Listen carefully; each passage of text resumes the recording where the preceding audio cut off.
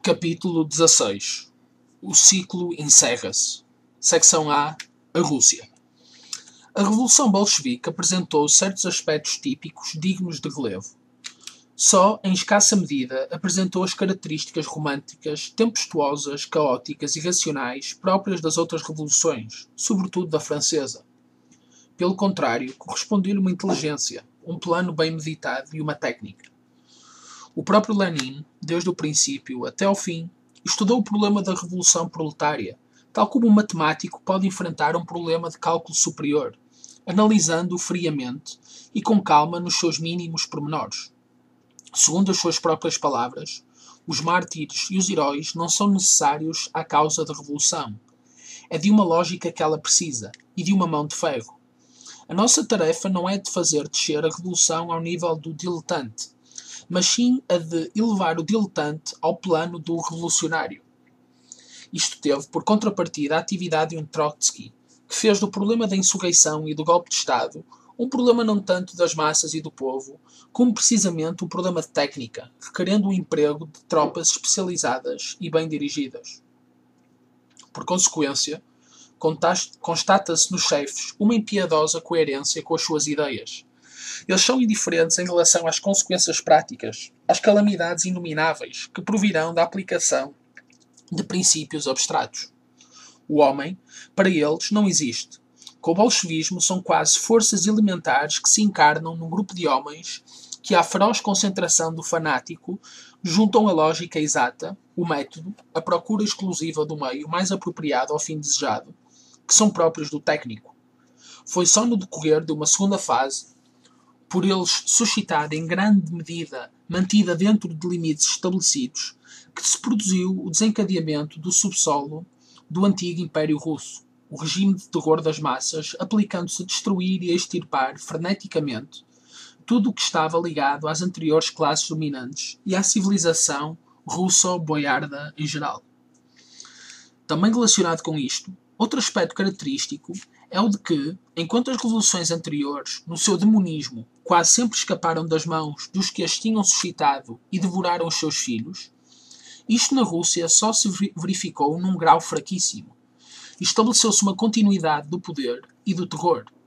Se a lógica inexorável da Revolução Russa não hesitou em eliminar e em abater os bolcheviques que tinham a tendência para se afastarem da direção ortodoxa, sem respeito pelas pessoas e sem escrúpulo quanto à escolha dos meios, no entanto, no centro, não se deram crises ou oscilações de relevo. E este é um aspecto tão característico como sinistro. Nele, anuncia-se a época em que as forças das trevas cessarão de atuar, como anteriormente, por detrás do pano, para se identificarem com o mundo dos homens, pois terão encontrado uma perfeita encarnação em seres em que o demonismo se une à inteligência mais lúcida, a um método e a um poder exato de dominação.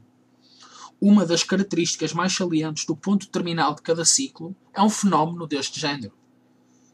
Quanto à ideia comunista, será induzido em erro todo aquele que ignorar a existência no comunismo de duas verdades. Uma, esotérica, por assim dizer, tem um caráter dogmático e imutável, corresponde aos princípios base da Revolução e está formulada nos escritos e nas diretivas do primeiro período bolchevique. A segunda é uma verdade mutável, realista, forjada caso a caso, com frequência em aparente contraste com a primeira e com eventuais compromissos com as ideias do mundo burguês, ideia patriótica, atenuamentos do coletivismo da propriedade, mito eslavo, etc. As variedades desta segunda verdade serão abandonados assim que elas tiverem atingido o seu objetivo tático. São puramente instrumentos ao serviço da primeira verdade. E são muito ingênuos os que se deixarem levar por elas e num momento qualquer pensarem que o bolchevismo terá sido ultrapassado, que terá evoluído e que irá ao encontro de formas normais de governo e de relações internacionais. Mas também em relação à primeira verdade, não devemos deixar-nos enganar. O mito económico marxista aqui não é o elemento primário. O elemento primário é a negação de todos os valores de ordem espiritual e transcendente. A filosofia e a sociologia do materialismo histórico são simples expressões de uma negação destas. Eles derivam destas, e não é o contrário, tal como a prática comunista correspondente representa apenas um método para a realizar sistematicamente. O resultado a que se chega, seguindo esta direção até ao fim, como fez o comunismo soviético, é importante. É a integração, ou seja, a desintegração do indivíduo no que se chama o coletivo, cujos direitos são soberanos. E o objetivo que o mundo soviético procura é precisamente a eliminação, no homem, de tudo o que para ele possa constituir um interesse separado do coletivo. Em particular, a mecanização, a desintelectualização e a racionalização de todas as atividades, em todos os planos, fazem parte dos meios postos em ação para atingir esse objetivo. E já não serão considerados, como na atual civilização europeia, consequências sofridas e deploradas de processos fatais. Restringindo-se todos os horizontes ao da economia, a máquina torna-se centro de uma nova promessa messiânica e a racionalização apresenta-se igualmente como uma das vias para liquidar os resíduos e os acidentes individualistas da era burguesa. Nesta perspectiva, a abolição da propriedade e da iniciativa privada, que subsiste como uma ideia base da doutrina interna do comunismo para além de certos compromissos de caráter contingente, na URSS representa apenas um episódio e um meio com vista a um fim. Este fim é precisamente a realização do homem-massa e do materialismo integral, em todos os domínios, numa evidente desproporção com respeito a tudo o que se possa deduzir de qualquer mito meramente económico. É próprio do sistema considerar o eu, a alma e a noção do meu como ilusões e preconceitos burgueses, como ideias fixas, princípios de todos os males e de todas as desordens, de que uma cultura realista e uma pedagogia adequada deverão libertar o homem da nova civilização marxista-leninista. Assim, procede-se a uma liquidação em bloco de todas as prevaricações individualistas, libertárias e humanístico-românticas da fase que denominamos por irrealismo ocidental. É bem conhecido o dito de Zinoviev: em todo o intelectual vejo um inimigo do poder soviético.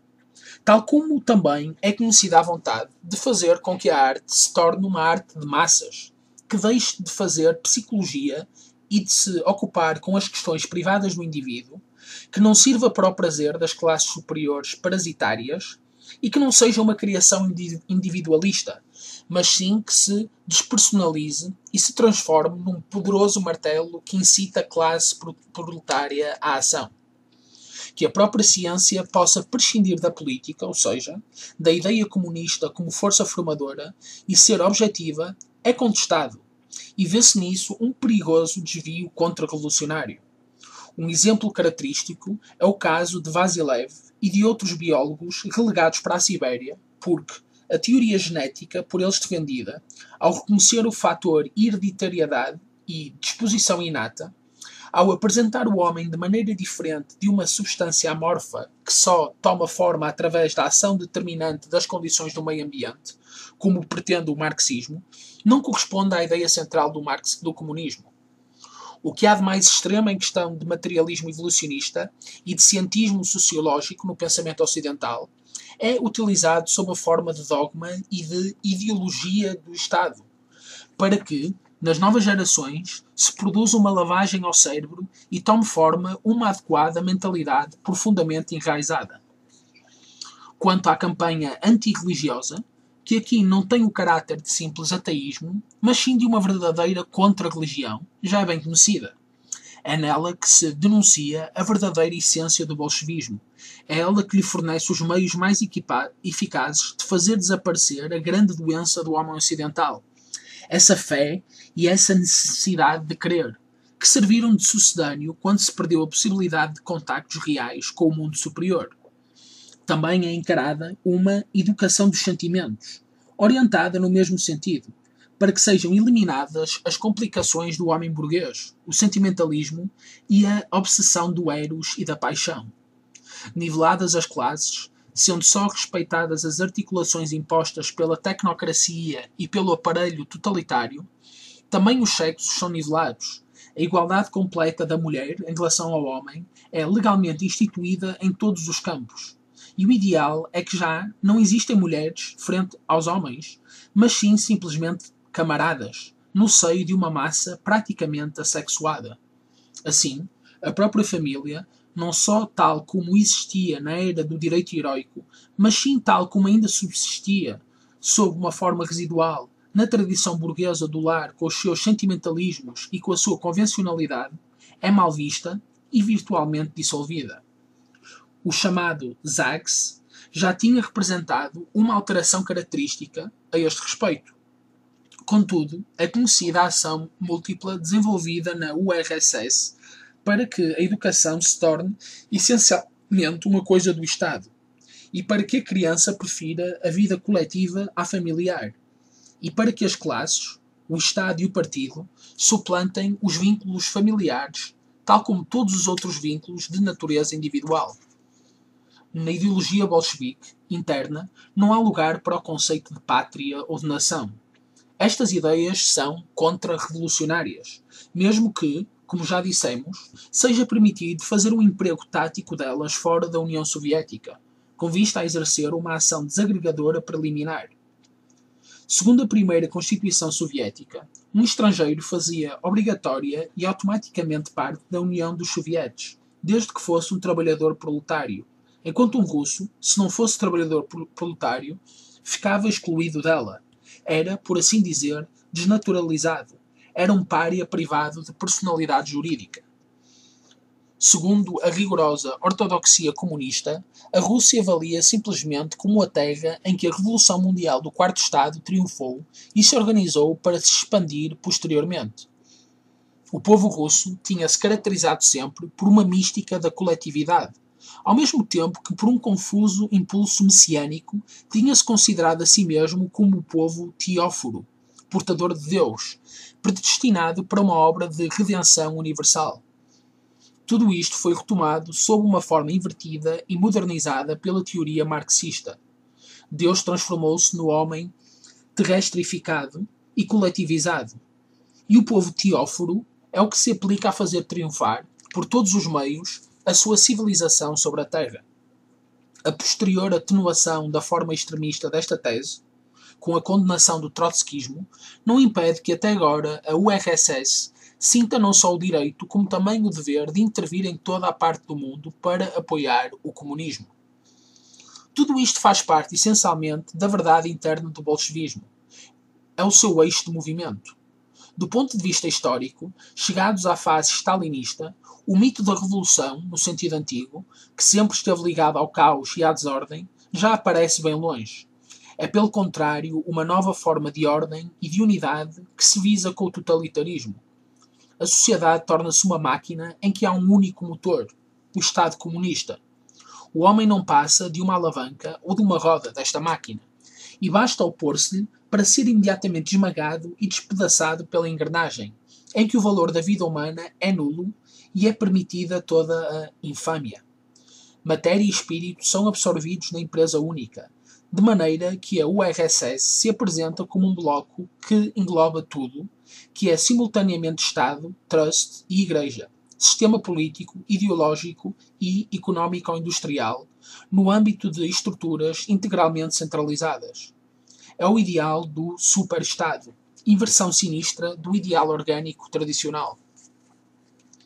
De uma maneira geral, no ideal soviético-comunista, de resto, para nós revestem-se de maior importância os aspectos em que tentou ou tenta afirmar-se algo de semelhante a uma singular ascese ou catarse em grande, com vista a uma superação radical da absoluta realidade e da impessoalidade, mas invertido, dirigido não para cima, mas sim para baixo, não para o supra-humano, mas sim para o subpessoal, não para a organicidade, mas sim para o mecanismo, não para a libertação espiritual, mas sim para a total servidão social.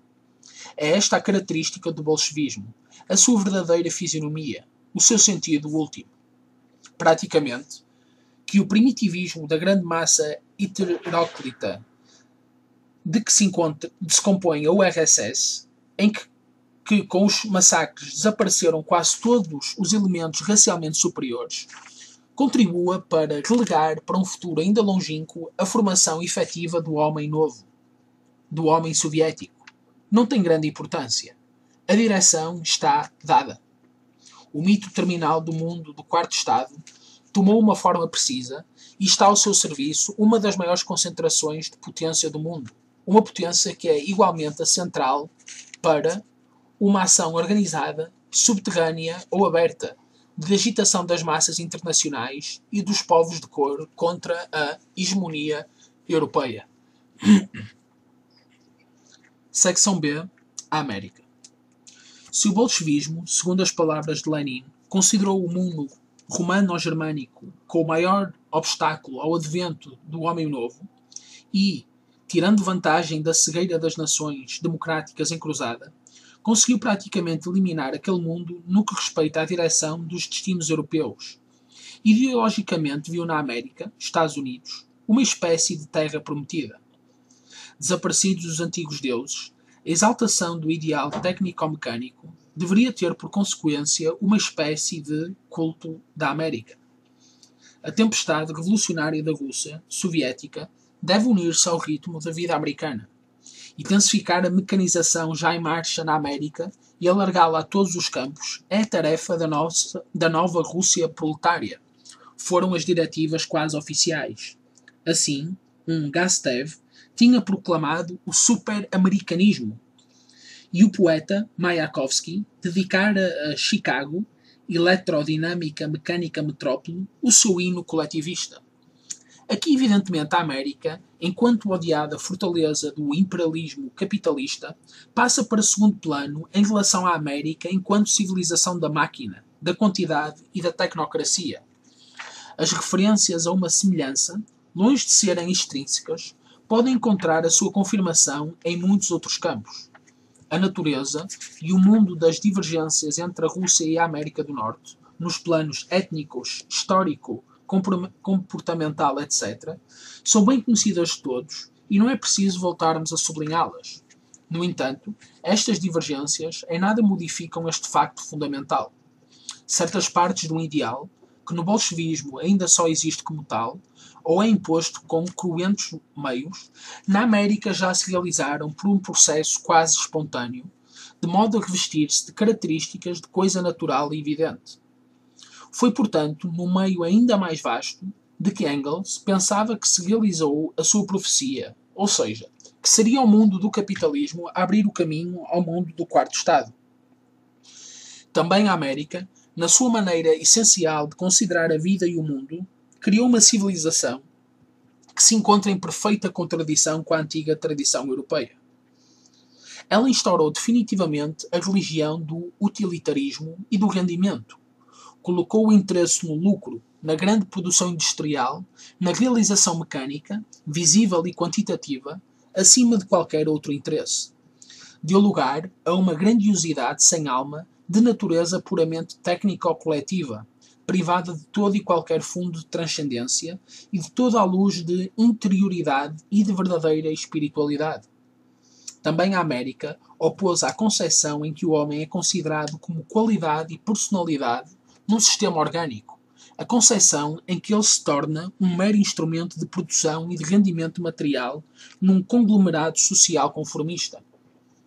Enquanto no processo da formação da mentalidade soviético-comunista o homem-massa, que já vivia misticamente no subsolo da raça eslava, desempenhou um papel relevante, e que de moderno só tem o plano com vista à sua encarnação racional numa estrutura política omnipotente.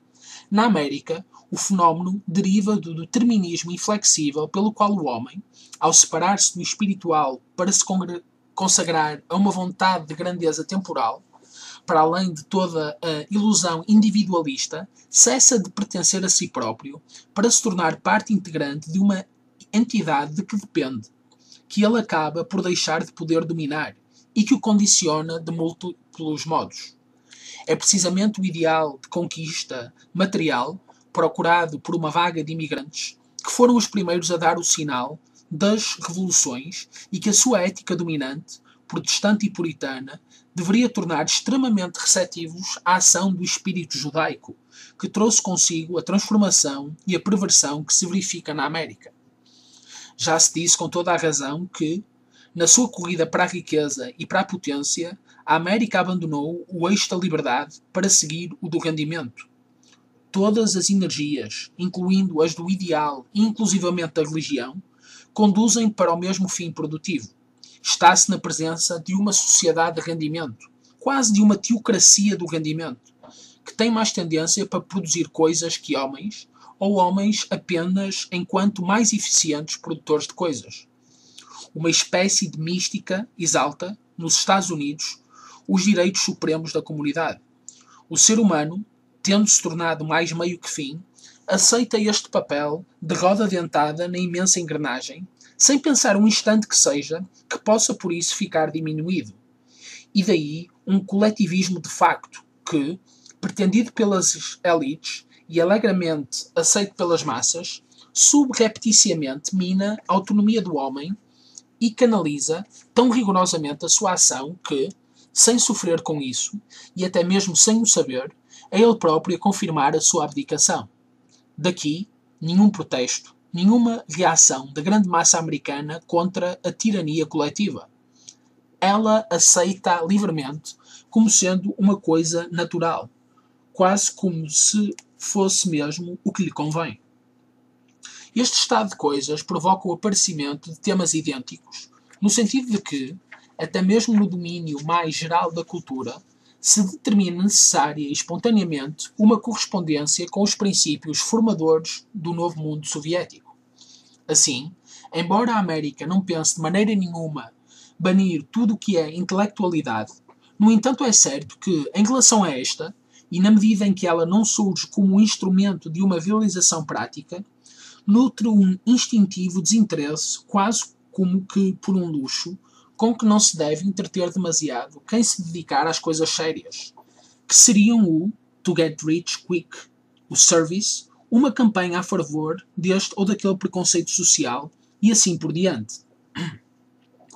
Em geral, enquanto os homens trabalham, são sobretudo as mulheres, na América, que se ocupam do espiritualismo, e daí a sua fortíssima percentagem de membros femininos nos milhares de seitas e sociedades em que o espiritismo, a psicanálise e doutrinas orientais deformadas se misturam com o humanitarismo, o feminismo e o sentimentalismo, visto que, para além do puritanismo socializado e do cientismo, não é muito diferente disto o nível americano da espiritualidade. E mesmo quando se vê a América a se embarcar com os seus dólares, os representantes e as obras da antiga cultura europeia, utilizadas de boa vontade para o relax dos senhores do terceiro estado, o verdadeiro centro, no entanto, encontra-se sempre bem longe. Na América, com efeito, o inventor ou descobridor de qualquer nova engenhoca que multiplique o rendimento será sempre mais considerado que o tipo tradicional do intelectual. Nunca acontecerá que tudo o que for lucro, realidade e ação no sentido material possa vir a pesar menos na balança dos valores que tudo o que puder provir de uma linha de dignidade aristocrática. Assim, se a América não baniu oficialmente, como fez o comunismo, a antiga filosofia, fez ainda melhor. Pela boca de um William James, declarou que a utilidade é o critério da verdade e que o valor de toda e qualquer concepção, até mesmo metafísica, tem de ser medida em função da sua eficácia prática, que no fim de contas, no âmbito da mentalidade americana, acaba quase sempre por querer dizer a sua eficácia económica ou social. O chamado pragmatismo é uma das marcas mais características da civilização americana, encarada no seu conjunto, assim como a teoria de Dewey e o chamado behaviorismo. É a correspondência exata das teorias retiradas na URSS dos pontos de vista de Pavlov sobre os reflexos condicionados e, tal como estas, exclui totalmente o eu e a consciência enquanto princípio substancial. A consequência desta teoria, tipicamente democrática, é que todos se podem tornar tudo na condição de terem um certo treino e uma certa pedagogia, ou seja, que o homem, em si, é uma substância informe que se pode modelar, tal como concebe o comunismo quando, na biologia, considera como contra-revolucionária e antimarxista a teoria genética das qualidades inatas. O poder que tem na América a publicidade, o advertising, de resto, explica-se precisamente pela inconsistência interior e pela passividade da alma americana, que, sob muitos pontos de vista, apresenta as características bidimensionais, não da juventude, mas sim do infantilismo. O comunismo soviético professa oficialmente o ateísmo. A América não chegou a tanto, mas, sem se aperceber disso, e sendo mesmo frequentemente convencida do contrário, corre por um declive em que já nada resta do que, mesmo no âmbito do catolicismo, tinha o significado de religião. Já vimos a que se reduz a religiosidade no protestantismo. Tendo rejeitado todo o princípio de autoridade e de hierarquia, tendo-se libertado de todo o interesse metafísico, de dogmas, de ritos, símbolos e sacramentos, empobreceu-se ao nível de um simples moralismo que, nos países anglo-saxónicos puritanos e, sobretudo, na América, passa para o serviço da coletividade conformista. Siegfried observa justamente que a única verdadeira religião americana é o calvinismo, como uma concepção pela qual a verdadeira célula do organismo social não é o indivíduo, mas sim o grupo, e em que, sendo a própria riqueza considerada aos olhos de si e de outros como um sinal da eleição divina, se torna difícil distinguir a aspiração religiosa da caça à riqueza. Admite-se assim, como moral e desejável, que o espírito religioso se transforme num fator de progresso social e de desenvolvimento económico. Por consequência, as virtudes necessárias para se conseguirem os fins sobrenaturais acabam por parecer inúteis e até mesmo nocivas. Aos olhos de um puro americano, o asceta não passa de um homem a perder tempo, um parasita da sociedade. O herói, no sentido antigo, é apenas uma espécie de louco perigoso que é conveniente eliminar recorrendo a oportunas profilaxias pacíficas e humanitárias, enquanto o moralista puritano fanático é rodeado de uma auréola resplandecente. Tudo isto, afinal, estará assim tão longe do princípio de Lenin, que consistia em banir toda a concepção sobrenatural ou de qualquer modo estranha aos interesses de classes, de destruir como sendo uma doença infecciosa todos os vestígios de espiritualidade independente? Não é de acordo com a mesma mística do homem terrestrificado e omnipotente que, tanto na América como na Rússia, toma forma a ideologia tecnocrática? Há ainda outro ponto para que é conveniente chamar a atenção. Com a NEP, na Rússia, não se tinha abolido o capitalismo privado, senão para substituí-lo por um capitalismo de Estado. Tem-se um capitalismo centralizado, sem capitalistas visíveis, por assim dizer, lançado numa gigantesca empresa a fundo perdido. Teoricamente, todo o cidadão soviético é simultaneamente operário e acionista do trust omnipotente e universal do Estado soviético. No entanto, na prática, ele é um acionista que não recebe dividendos. Para além do que ele recebe para viver, o produto do seu trabalho vai imediatamente para o partido, que o volta a investir noutras empresas de trabalho e de indústria, sem permitir que se detenha e se acumule num indivíduo, mas fazendo, pelo contrário, com que o resultado seja uma potência cada vez mais elevada do homem coletivo, sem deixar de estar de acordo precisamente com os planos da revolução e da subversão mundial.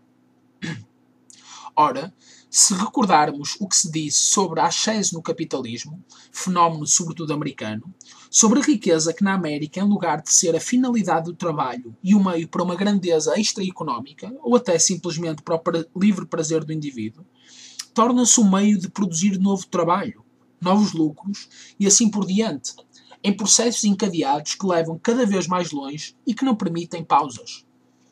Tendo presente este aspecto, chegamos de novo à constatação de que na América se afirma de diversos lados, de uma maneira espontânea e num regime de liberdade, o mesmo estilo que de modo violento tem a tendência para realizar as estruturas centralizadas do Estado comunista.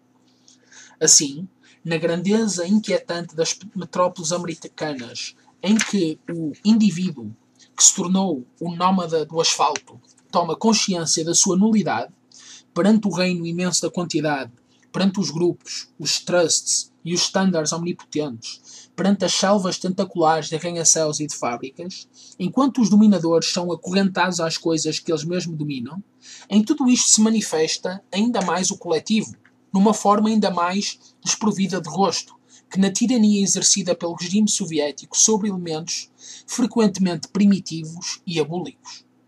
A estandardização intelectual, o conformismo, a normalização e a moralização obrigatórias e organizadas em grande escala em bases puritanas são fenómenos tipicamente americanos, mas, no entanto, coincidentes com o ideal soviético de um pensamento de Estado válido para toda a coletividade.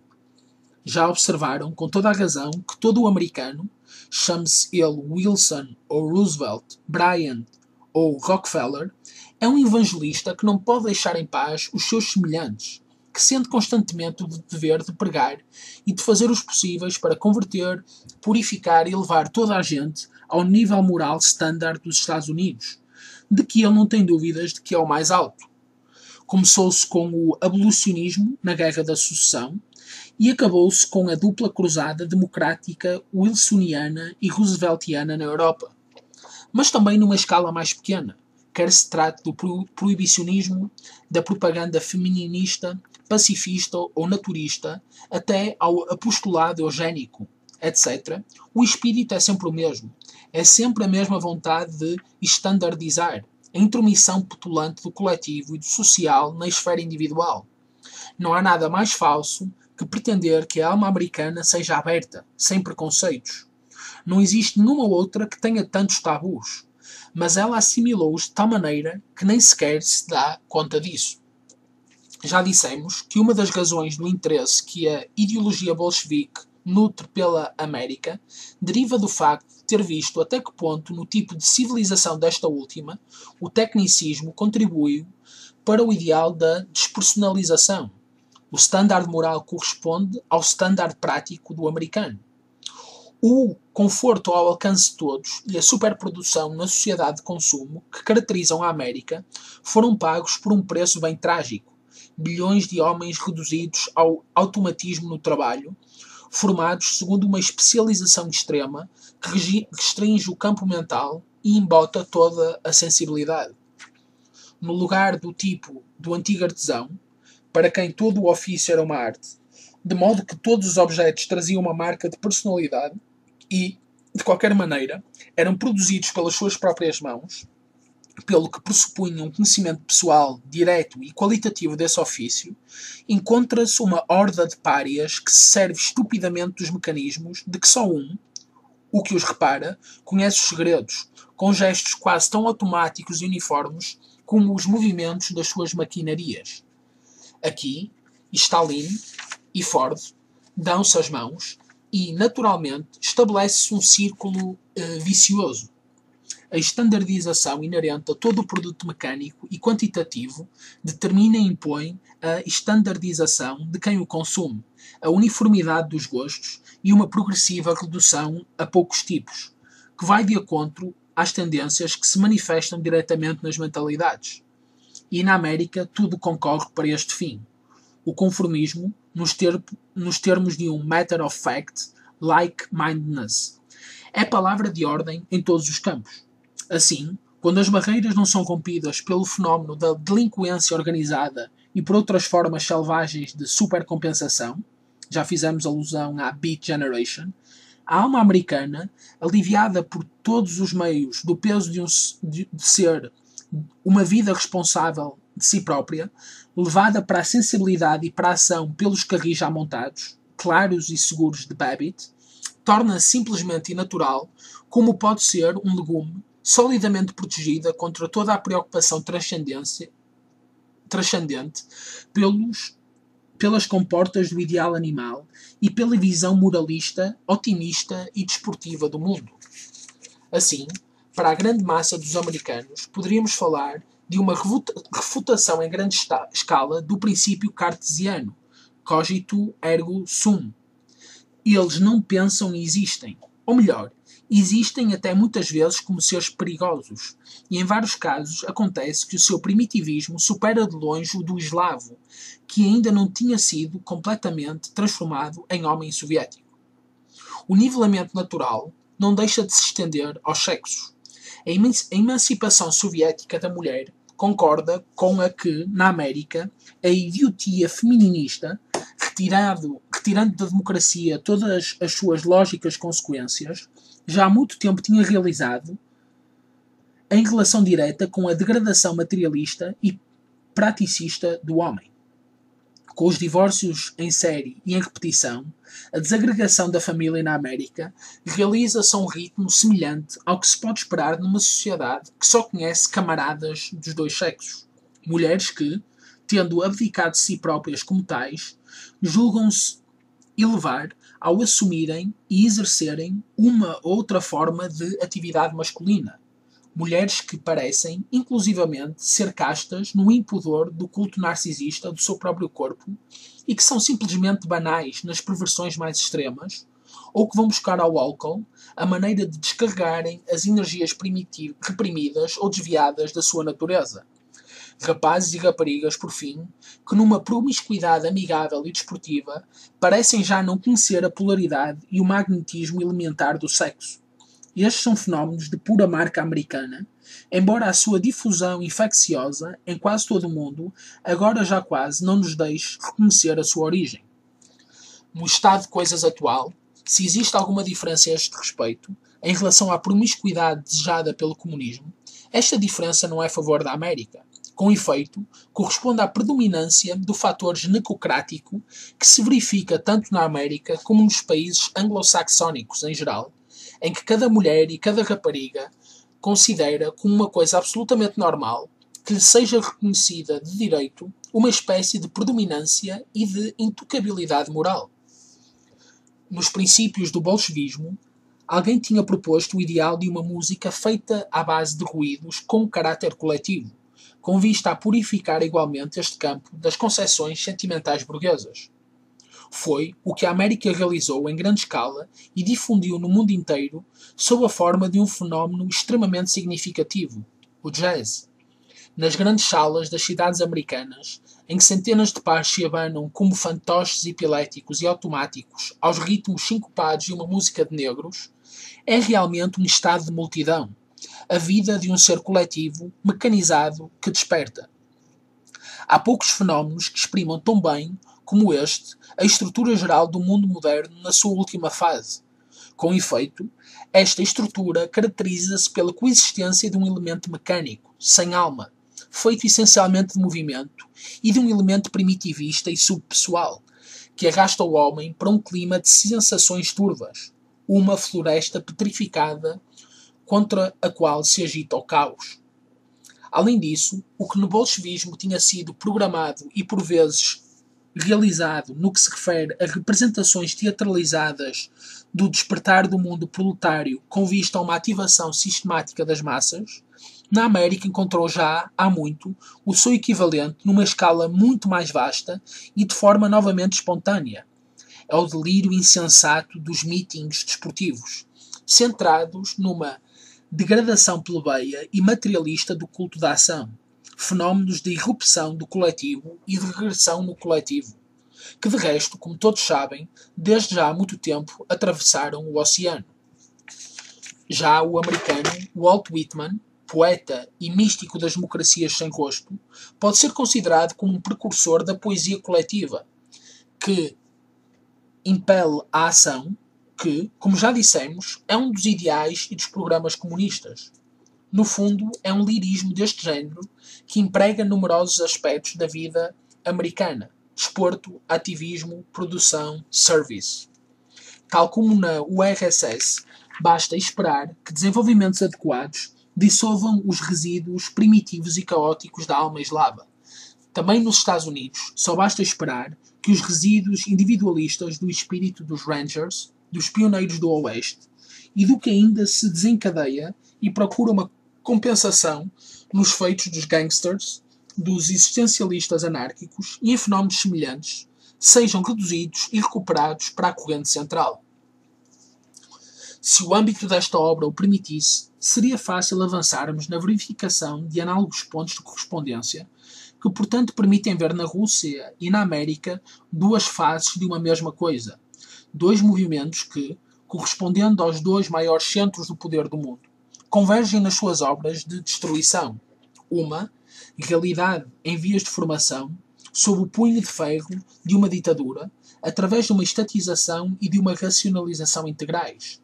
A outra, realização espontânea, e portanto ainda mais preocupante, de uma humanidade que aceita ser e que quer ser o que é, que se sente sã, livre e forte, e que chega por si própria aos mesmos pontos, sem a sombra quase personificada do homem coletivo, que no entanto a mantém na sua rede, sem a dedicação fanática ou fatalista do eslavo comunista. Mas por detrás tanto de uma como da outra civilização, por detrás tanto de uma como da outra grandeza, quem souber ver, reconhece igualmente os pródomos do advento da besta sem nome. Apesar de tudo isto, há quem ainda se agarra à ideia de que a democracia americana é o antídoto contra o comunismo soviético, a alternativa do chamado mundo livre. Geralmente, reconhece-se o perigo quando ele se apresenta sob a forma de um ataque brutal, físico, vindo do exterior, mas já não é reconhecido quando toma as vias que passam pelo interior. Já há muito tempo que a Europa sofre a influência da América, e por isso a ação da perversão dos valores e dos ideais própria do mundo norte-americano. E isto por uma espécie de contragolpe fatal. Com efeito, como já alguém disse muito justamente, a América não representa senão um extremo ocidente, o posterior desenvolvimento até ao absurdo das tendências base eleitas pela moderna civilização em geral. É por isso que não é possível uma verdadeira resistência enquanto o mundo se mantiver firmemente ligado aos princípios desta civilização, e sobretudo à miragem da técnica e da produção. E com o desenvolvimento desta influência aceleradora, poderá, portanto, acontecer que, ao fechar-se a tenaz do Oriente e do Ocidente em volta de uma Europa que, depois da Segunda Guerra Mundial, já privada de toda a ideia verdadeira, deixou, e até mesmo politicamente, de ter a categoria de uma potência autónoma e hegemónica mundial, poderá acontecer, como dizíamos, que nem sequer se dê por um sentimento de capitulação. A derrocada final poderá nem sequer ter as características de uma tragédia. O mundo comunista e a América, na sua persuasão de que tem uma missão mundial a cumprir, exprimem uma realidade de facto. Tal como já dissemos, um eventual conflito entre as duas potências corresponderia, no plano da destruição mundial, à última das operações violentas, implicando o holocausto bestial de milhões de vidas humanas, com o fim de se realizar completamente a última fase da evolução e da decadência do poder de uma para outra das antigas castas, até se chegar à mais baixa delas, e ao advento de uma humanidade coletivizada. E mesmo que não se verificasse a catástrofe temida por alguns em relação ao uso das armas atómicas, quando se cumprir este destino, toda esta civilização de titãs, de metrópoles de aço, de vidro e de cimento, de massas populantes, de álgebras e de máquinas que acorrentam as forças da matéria, de dominadores de céus e de oceanos, surgirá como um mundo que oscila na sua órbita e que tem a tendência para se separar dela, para se afastar e perder definitivamente nos espaços, onde já não há nenhuma luz, para além da sinistra luz que nascerá da aceleração da sua própria queda.